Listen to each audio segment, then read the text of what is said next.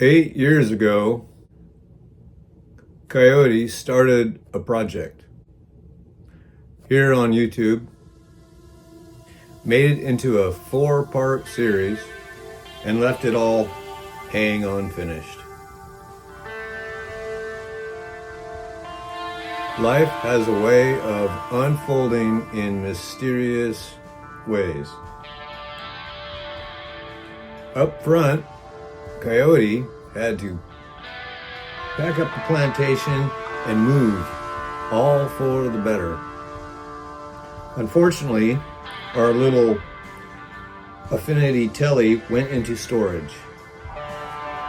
Recently, it was pulled out of storage, and we began picking up the pieces, following in the footsteps of the previous videos. As Coyote's #1 question in the comments is, when will you finish? As the steps of completion took hold in reality, Coyote was struck with a dissatisfaction in all of the complexion of what we were creating.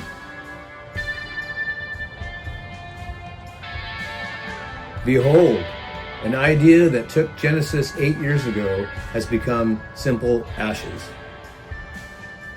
Without filming, Coyote took the project into another realm, creating a simple, to-the-point instrument that takes us back to Leo Fender's 1950 original design.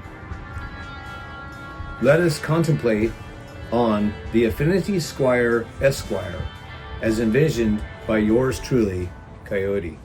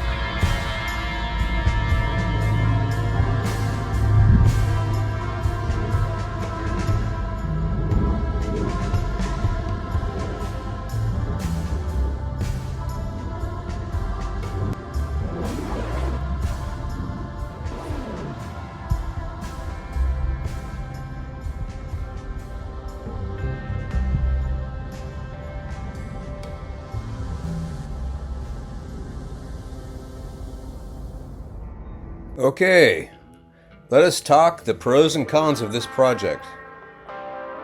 First off, I cannot recommend removing the Squier factory finish. The finish was designed to last years.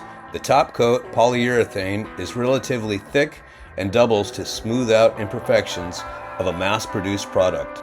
Aside, using a heat gun, it comes off with little effort. Under the top coat, on the body, a multiple coat process was utilized to achieve the desired color for production. Under all of this icing to the cake is a sealer which is used on both the body and neck, invisible to the eye and prevents the wood from taking stain dyes. Coyote struggled with this, especially on the neck. Let's talk about the neck. From the factory, the maple is very pale, too pale for Coyote enjoyments. In this project, it was aged slightly, with a dye stain that was custom created in the Coyote lab. The maple used has a little bit of figuring, enough to offer some entertainment value. I actually like this neck. This Squier did a good job on building this. On a scale from 1 to 10, I'd give Squier a 6 on this. And with that, let's move on and discuss the bridge used on this. Squier used a modern 6-saddle design.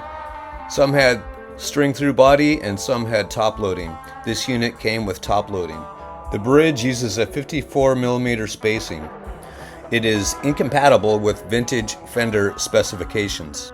To install a vintage style bridge, mounting locations would have to be altered and the holes would need to be filled and refinished to hide the mod. Note that Coyote has replaced the modern chrome saddles with brass replacements. Note from earlier videos from this series, and the hole in the control plate, this is for a switch to activate the onboard preamp. Let us understand that under the pickguard, the preamp still exists. Powered by a 9-volt battery, all of this circuit has been temporarily disconnected to better understand and study the passive Squier circuit that is currently being utilized. Our pickup choice is a lipstick design. Maybe in the future the preamp might get wired into the circuit. We will see. In this moment in time, I find it much easier to simply utilize an EQ boost pedal, as this also gives you the option to vary the frequencies to different environments. Over the last few years, the wife unit and I have actively pursued fabric dyeing, mainly tie-dye. These dyes, when mixed with denatured alcohol, can be used as dye stains. With the many colors available, mixing a custom color becomes a very affordable option. Here is an example of a test piece. This color is from another project. This method is what I used for the neck. For the top coat, many layers of True Oil sealed in the custom color. And there you have a Coyote trade secret. And with that, have fun. This current version has succeeded as my go-to guitar unit. Coyote thoroughly enjoys the unique quality, the pleasure of knowledge wrapped around the fact that this is truly custom and satisfies an itch that does not exist in off-the-shelf guitar markets. Okay, let's make some noise.